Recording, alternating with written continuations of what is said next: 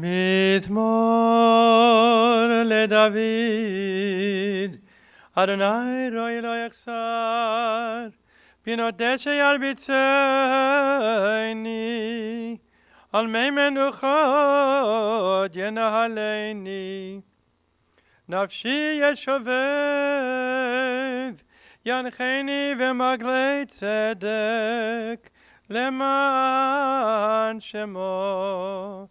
גם כי אלך בגיא צל מוות, לא ירא רע, כי אתה עמדי. שבטך ומשענתך, המה ינחמוני. תערוך לפני שולחן נגד צורריי. תשענת בשם ראשי, קוצי רוויה. אך טוב וחסד ירדפוני כל ימי חיי, ושבתי בבית אדוני לאורך ימים.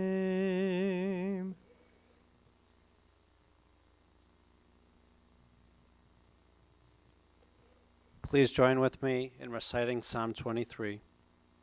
The Lord is my shepherd, I shall not want. He makes me to lie down in green pastures. He leads me beside the still waters. He restoreth my soul. He guides me in straight paths for his name's sake. Yea, though I walk through the valley of the shadow of death, I fear no evil, for thou art with me. Thy rod and thy staff, they comfort me. Thou preparest a table before me in the presence of mine enemies. Thou hast anointed my head with oil. My cup runneth over. Surely goodness and mercy shall follow me all the days of my life, and I shall dwell in the house of the Lord forever.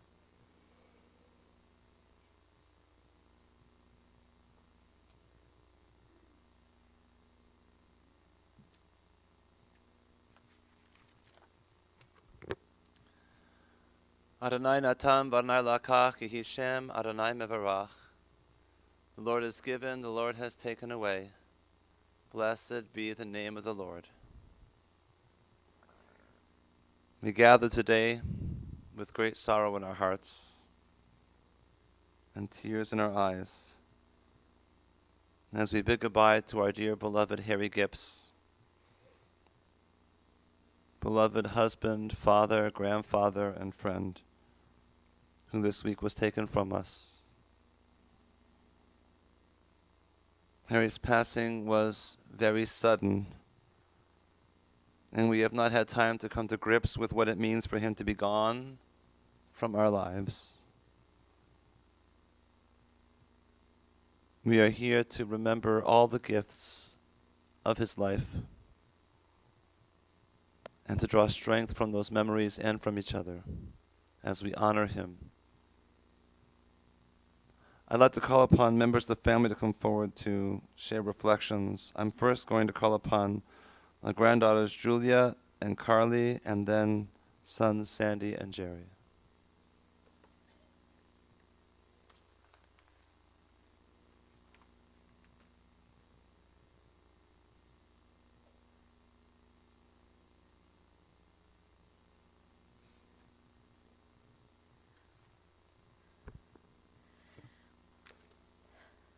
I'm Julia. I was his granddaughter. I miss you already, you kind, wonderful man. It's always too soon, too sudden, and too painful with these things. But God, was I lucky, and were we lucky to have had him. You were so brave to have suffered what you did as a child, so brave to have traveled here so young. I promise to share your story. I promise to never forget, and I promise to make you proud. I am in awe of your gentle spirit and your selflessness. Without a doubt, you are a hero. You were my hero. Thank you for starting this family. You may have been soft-spoken, but the love that filled your home spoke volumes. I can't imagine my childhood without your jokes, your Yiddishisms, your rye bread, or your constant search for the perfect chair to sit in for the evening. Thank you for loving Lulu and for raising such incredible children. It's a comfort to know that you live on in all of them. I'm so grateful that I had these past few years with you so nearby. There aren't many college kids who choose to visit their grandparents over breaks, but I never chose anything else. I looked forward to every time I got to sit with you and watch Jeopardy, even though the volume was way too high and you still couldn't hear it. I adored you, Papa. Everyone who knew you did. I wish we had more time or the opportunity to say goodbye. I can only hope that now you can hear me when I say that I will love you forever, you kind, wonderful man. I am Carly. I am Harry's first granddaughter and favorite. It's not true. Things I will remember about Papa Harry in no particular order. He used a great deal of hairspray. He didn't believe in my ability to landscape, spread mulch, weed, or cut his grass, but had to watch me very carefully as he was silenced by Lulu, who had hired me for the summer. He never let you win at rummy. He had the same kind of wicked smile Mr. Roper gave the audience when he shared something funny.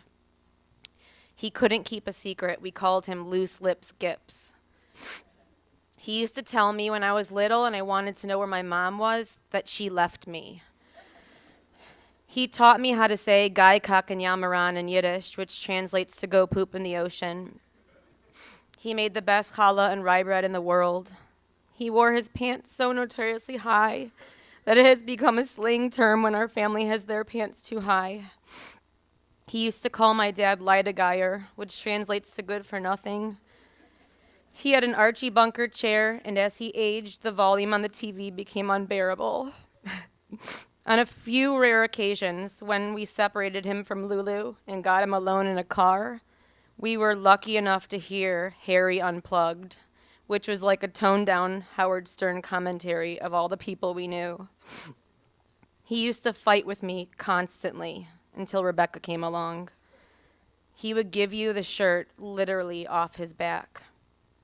He cried when I told him I was selling my house next door to his. He cried and he shook his head. He almost never spoke of the horrors he endured.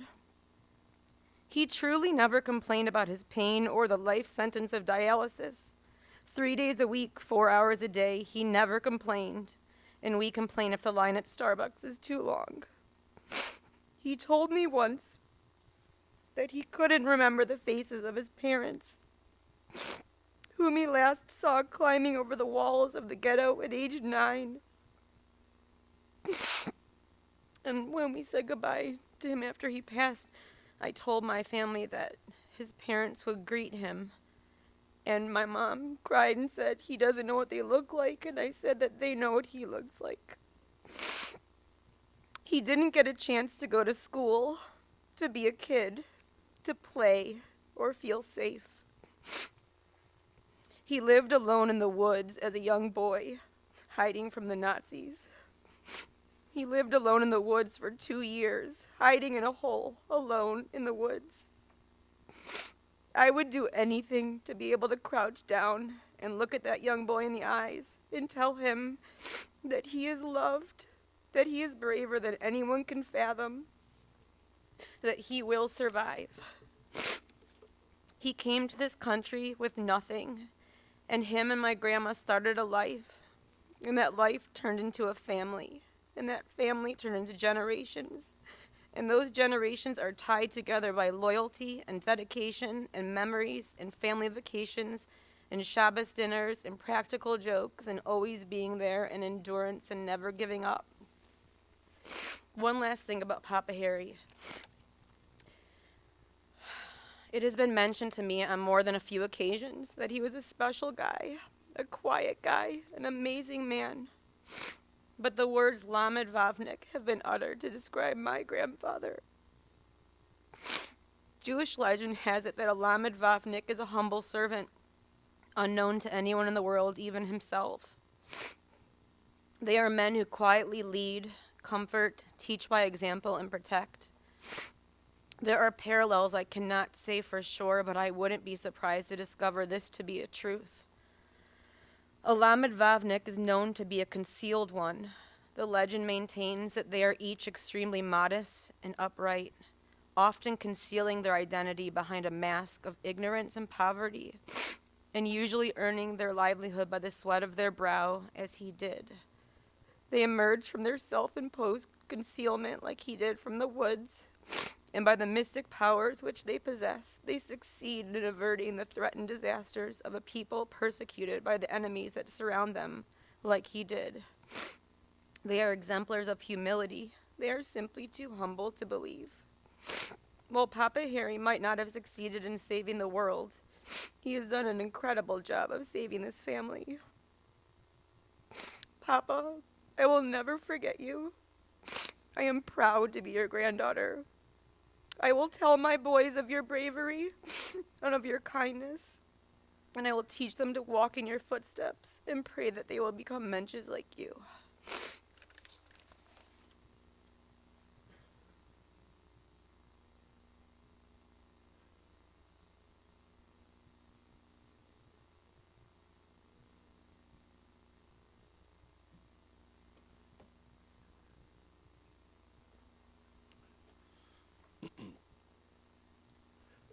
My name is Sandy Gips. I'm Harry's and Louise's youngest son. Tonka trucks is what I want to talk about today. My first memory of my father involved Tonka trucks. As the youngest child, by the time my memories began, my father was already in phase 4, what I call phase 4 of his life. Phase 1 was innocent childhood, which ended on September 1st, 1939, when the Nazis invaded Poland. In phase 2, he was the hunted enemy, living alone in the woods. And that didn't end for 2 years until VE Day. In phase 3, he was a penniless immigrant to the United States, trying to make a new life for himself, working night and day, literally. And that phase ended when he met my mother, and they fell in love and started a family. Phase 4, the phase that I start in, is the American dream phase, where my father was working, had a house, a car, and 3 children, and his own business.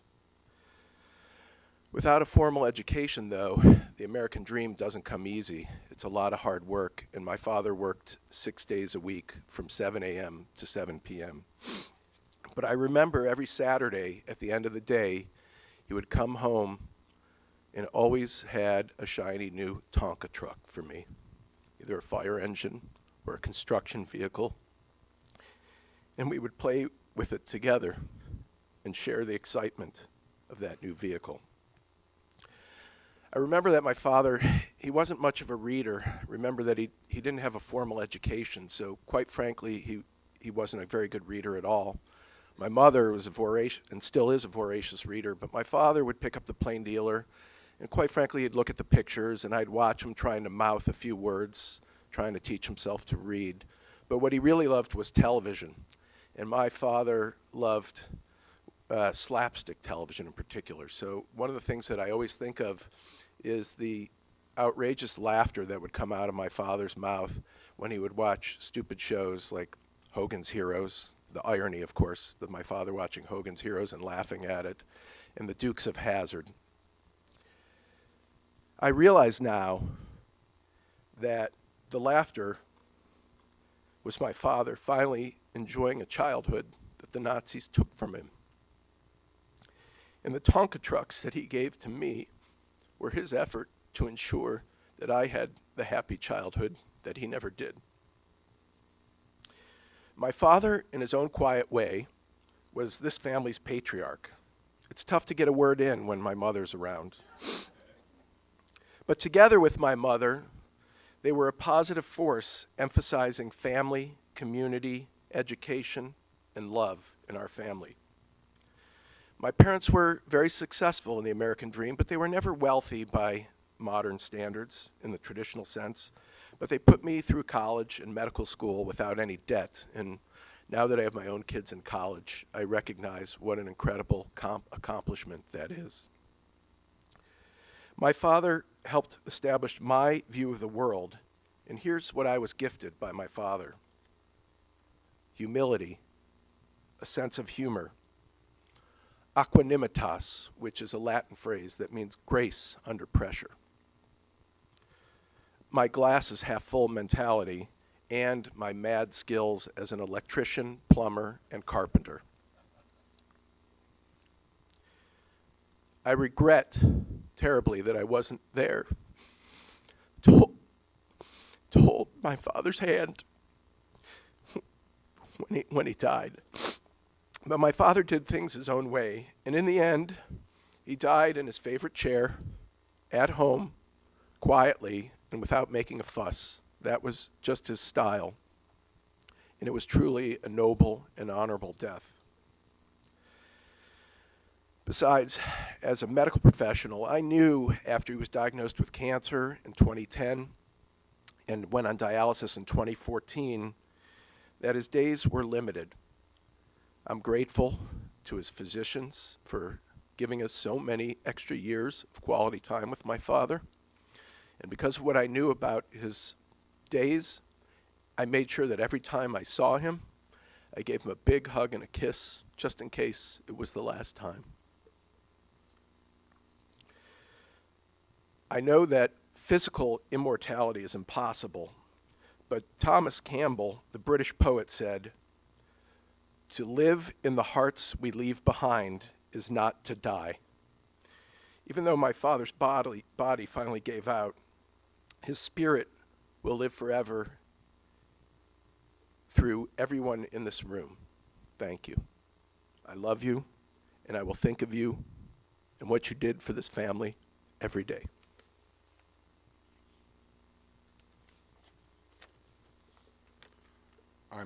I'm Jerry. How is it possible that a human being who lost almost everyone and everything as a child could turn out to be kind and gentle? How is it that my father was such a good father when he had no role model? I have often been jealous about the ability to trace your family history back hundreds of years. My history is recent. I know nothing about the people who gave birth to my father, nothing about the generations of people who blended to make me. Not one picture or memento survives for my father's family. This leads me to the conclusion that it can only be human nature. In spite of everything, my father was kind, gentle, and loving. Every single person in this room who know him knows that to be an absolute truth. I could not be prouder that he was my father, and the new Gips family history tree will feature a great man at the top that will be revered, remembered, and honored as the man who built a new family from the ashes of the Holocaust. I would like to close with this pledge. I pledge on my father's life, on all those lives lost in the Holocaust, that I will carry your name, history, and message until my last breath, and I ask all of you here to make that same pledge. Thank you.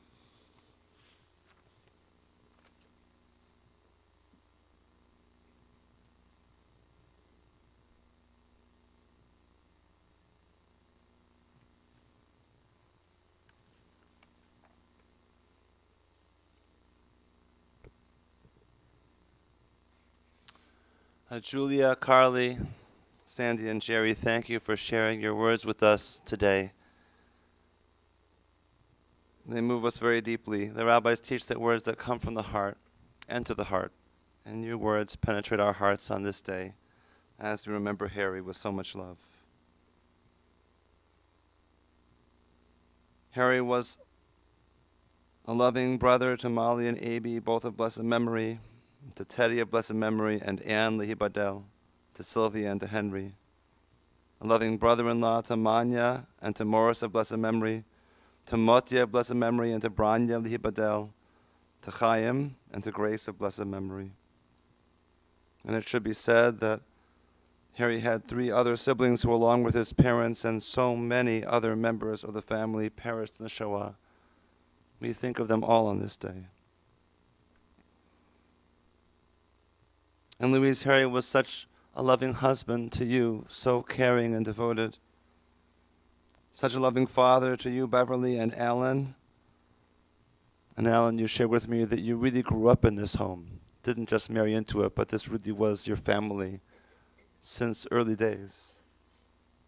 A loving father to you, Jerry and Luann, and to you, Sandy and Deborah. A loving, caring grandfather to you, Adam and Rachel, Carly, Rebecca, Gordon, and Julia. And a loving, proud great-grandfather to Indy and Izzy, to Graham, Lincoln, and Desmond. All of you loved Harry in life, and now we're left to honor and revere his memory in death. And we pray that your memory of him continues to be a source of comfort and healing to you. Ani ma'amin be'emunah shlema b'viat HaMashiach. I believe with perfect faith in the coming of the Messiah. V'af al pi shemit mamea, even if he tarries. Im kol ze ani ma'amin, despite that I still believe. Those words, which come from a very traditional song that we are all familiar with, are words which are apt for us to recite this day as we remember Harry. Because he was a man of faith despite everything that he went through. And he did see the Messiah tarry, as he and his family went through unspeakable horrors during those dark years. Some of that story has been shared already, and I want to recount a few more details now as well, because it was such a formative part of his life and because he endured so much that to honor him means also to honor the memory of those years. Harry was born in Budzyno, Poland in 1930, and when he was 9, his family was taken to the ghetto. The Nazis started liquidating the ghetto, transporting its Jews to the Treblinka death camp. And Harry's father took his 4 oldest children, and seeking to save them, he threw them over the ghetto wall. He told them to run back to their village, and the names of individuals there who would protect them. The non-Jewish mayor of that village was a friend of Harry's father, and had sent a note to him in the ghetto saying that he would hide the children. They walked 100 kilometers back to the village, walking only at night, never during the day. When they got there, they discovered the mayor had been arrested and they had nowhere to go. They separated, each heading to a different village. They were lucky, one might say, in that they were fair-skinned, blonde, and blue-eyed, and so were able to pass themselves off as German and not being Jewish. A farmer took Harry in as a farmhand. He told him his father was killed in a bombing. But then a chimney sweep came by who had known Harry from his shtetl and identified him. The farmer paid him off so that he shouldn't speak, but he told Harry that inevitably he would speak and therefore Harry should run. And that's when Harry took off to the woods, and as you heard, he lived in the woods for 2 years, foraging and hunting for his own food, fending off wild dogs, hiding from German soldiers. Sometimes the farmer would leave food out for him. Often he had to find it for himself. And he would dig a hole and cover himself with leaves to hide during the day from the Nazis and only move at night. He stopped speaking Yiddish because he was afraid that if he opened his mouth and a word of Yiddish came out, he would be discovered. And as a result, he forgot everything that he knew. When after the war he was asked that he was Jewish, they asked him to speak Yiddish to show that he was Jewish, and he couldn't recall a word. When the Russians came through and the territory was liberated, he went home to his town, where, of course, he did not find his family. He ended up in a kinderhome in Krakow at all of 14 or 15 years old. And 6 months after arriving at that kinderhome, at that orphanage, there was a pogrom, and the Poles attacked the kinderhome because they were angry that the Jews had dared to return. They were saved by Russian soldiers.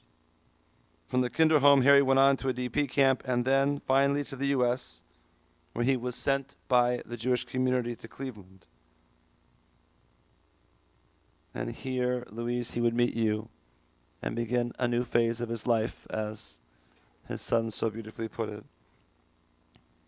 Louise, your family has an equally tragic and dark story. Your family fled Poland toward Russia in 1939 and ended up in a work camp in the coal mines of Siberia for 2 years. When Hitler attacked Russia, they sent you back to Poland.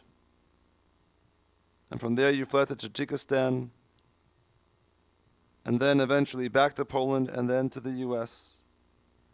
And you and Harry both arrived here in Cleveland in 1949. But you didn't meet when you first arrived because, Louise, you were still in high school.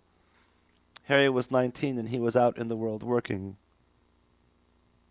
Louise, your family owned a bakery, and you worked there in the bakery. And it turned out that Harry's sister, Sylvia, his twin, who had also, though suffering greatly, survived the Shoah, lived across the street from the bakery. She would come to the shop and talk with you, and you learned that she had a TV. And that was, in your words, a very big deal. Not everyone had a TV in those days, and you asked if you could come over to see it. It was this little tiny round screen, and there were only 2 programs that you could watch. You came over to Sylvia's place every night at 9 p.m. to watch that television. And then one night, as you were watching the TV, who should come out of the bedroom but Harry?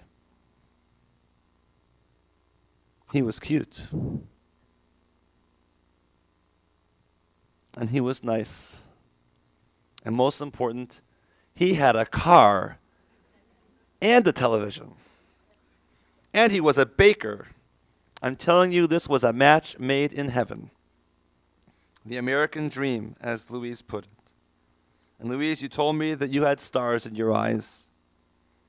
After that, Harry came to the bakery every night to take you home. He even came to your Sweet 16 party, though he did not come in. He opened the door and threw in your presents. You dated for some length of time. Louise, you were a very popular girl, and you had many suitors. In fact, you had other proposals.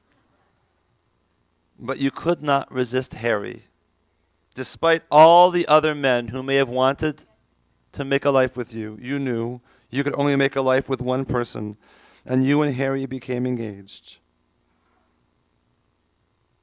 He was so special to you, handsome, a gentleman, very kind, a good listener, and you shared common experiences from your past, a past that no one else could really understand if they had not been through it.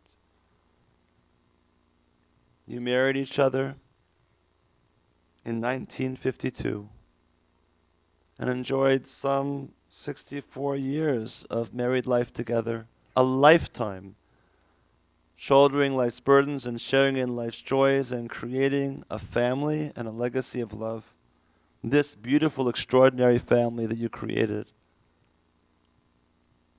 You were deeply in love with each other and committed to each other, and you built a wonderful, wonderful home. Harry had many different careers. First with an ammunition company that transitioned after the war to making windows. Then as a baker and a carpenter. Then he bought a dry cleaning store, and then he became a builder. And he was very successful at all that he did because he was such a mensch. As a builder, he built homes in Pepper Pike and Beechwood and Moreland Hills. He loved building. He was a great general contractor. And everyone liked him and respected him because he was an honest man, a kind, compassionate man, and he paid everyone on time. He didn't even wait for a bill to come. He would say to you, Louise, call up so-and-so and ask them how much I owe him. And he would pay it right away. In those days, everyone who was involved in every aspect of construction came from the Jewish community. They were all greeners. They were all survivors. And Harry knew every one of them. In plumbing, in concrete, electricians, carpenters. He pulled them all together from the community. And they built a life together as they built homes.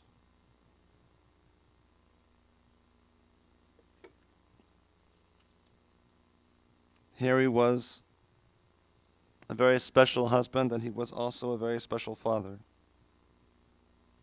You shared with me that you have not one bad memory of him as a father. He was never mean, always kind and caring and compassionate. He worked very long days in order to provide for all of you, to give you a future, send you through college. And so he wasn't always around during the daytime.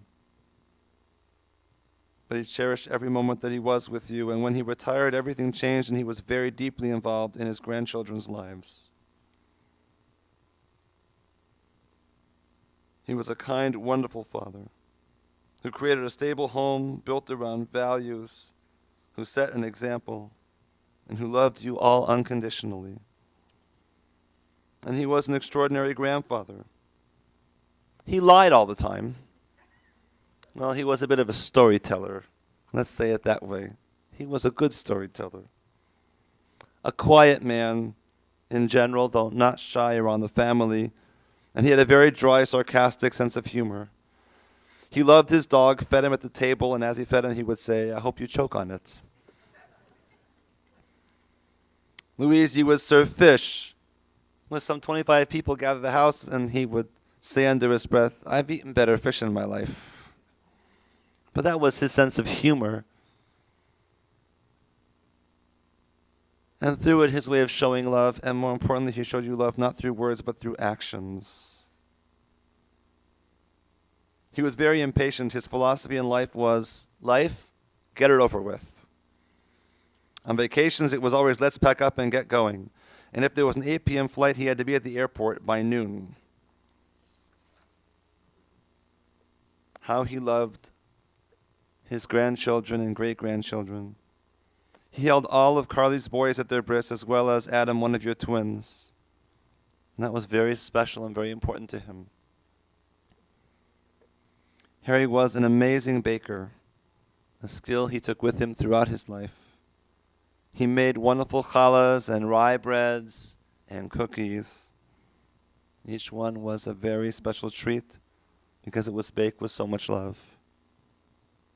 He was a staunch Zionist who had gone through Haganah training in the DP camp and was a fierce advocate for Israel his entire life and took 3 generations of the family to Israel.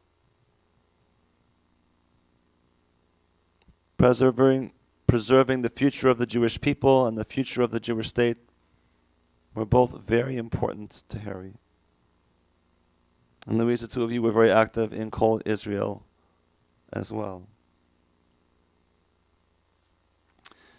And Harry, you and Louise were so very active. Louise, you and Harry were so very actively involved in the synagogue as well. Always there, every Shabbat, every holiday, every special occasion. You would sit off the center aisle on the left side. I would always look for you there. We would shake hands and smile. And I always loved seeing the two of you together because there was just so much love between you. It was evident to all of us. You formed an elegant and graceful couple who filled the lives of all of us in the synagogue with such joy and cheer whenever we would see you. There are so many wonderful memories in this family. Of Shabbat dinners shared together every week, and how Harry would sit in his chair at the head of the table and gaze out proudly at his family. Louise, of the two of you driving each year to Florida with the dog and the cat. Memories of the grandchildren sleeping over and going to Florida to visit every year. And one year, Louise, just as your grandchildren arrived in Florida, you took off for Zurich, leaving Harry with them alone to fend for himself. It didn't go so well, starting with that lunch at Olive Garden. Memories of those Sunday picnics at Forest Hills Park. Harry would say, I can't go, I have to do the lawn. He worked 6 days a week. There was only so much time to take care of the house. So Louise, you would load up the kids in the car, and then Harry would come running over as you were pulling out saying, wait, stop, I'll go with you. I can do the lawn another time. Because the children and the family was so much more important to him. Memories of your vacations, a week away each year with other friends, trips to Toledo to see Aunt Sylvia and walking through their bakery, grocery there, able to take anything you desired off the shelves, and 21 years of wonderful family reunions. The entire family, all of you coming together, to stay together, to cook together, to laugh together, to revel in each other's company.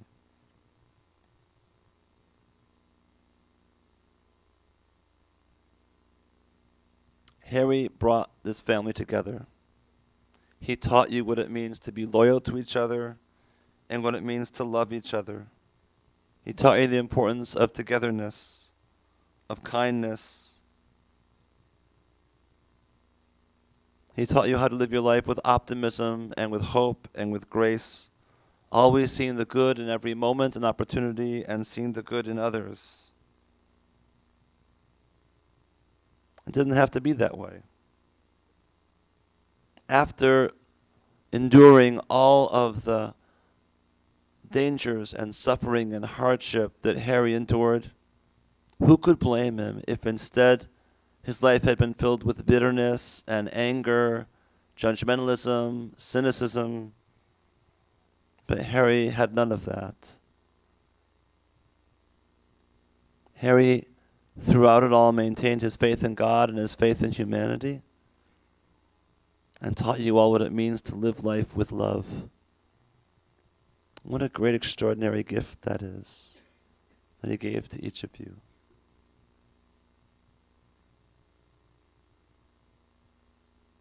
We are now on the eve of Rosh Hashanah. The new year will begin on Sunday evening.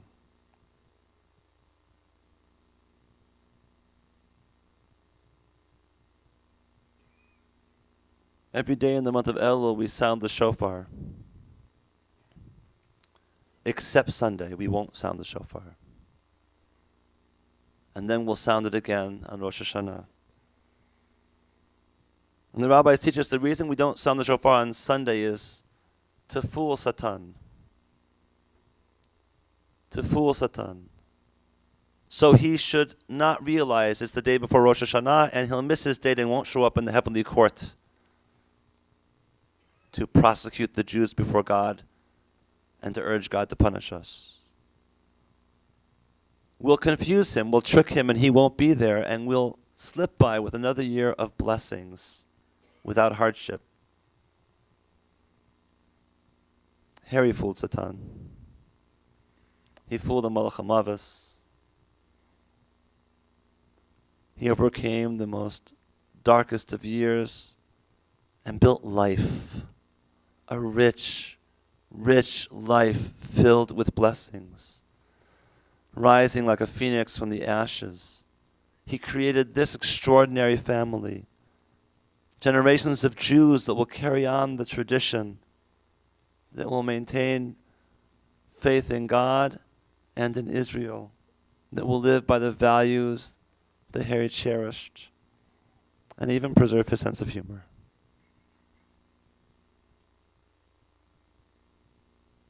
Harry's legacy he leaves behind is a great gift. It is the ultimate defeat of the Nazis.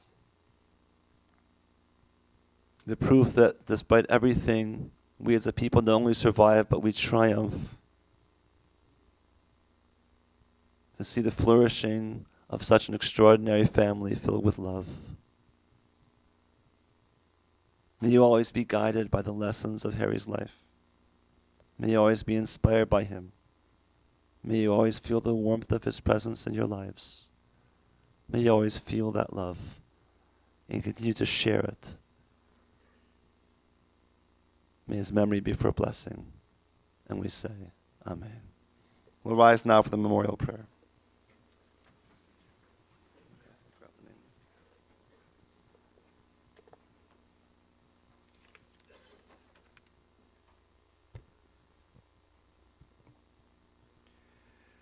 El male rachamim, shochein b'meromim, hametzei menucha nechona, tachad,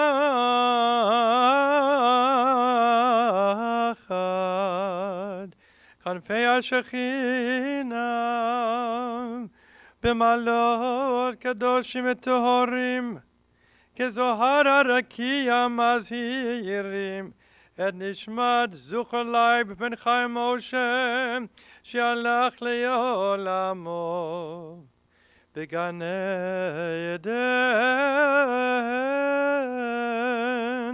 תהי מנוחתו. אהנה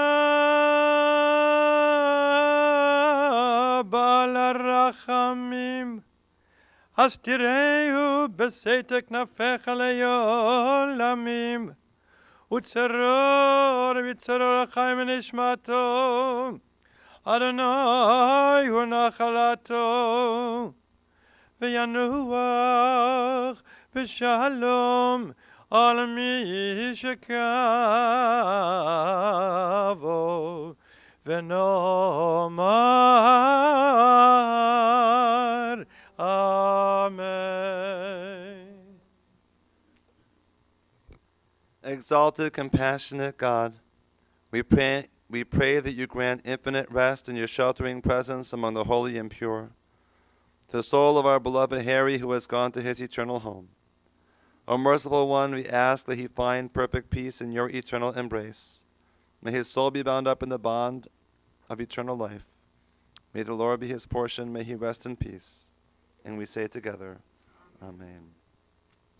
Interment will follow at Zion Cemetery, after which the family will receive friends at the residence of Jerry and Luann Gips, 24600 South Woodland Boulevard, immediately following interment until 6 p.m., Saturday evening 7 to 10 p.m., and Sunday 11 to 3 p.m. Contributions are suggested to B'nai Yeshurun Congregation, Kol Israel, or the Child Survivors of the Holocaust, Northeast Ohio.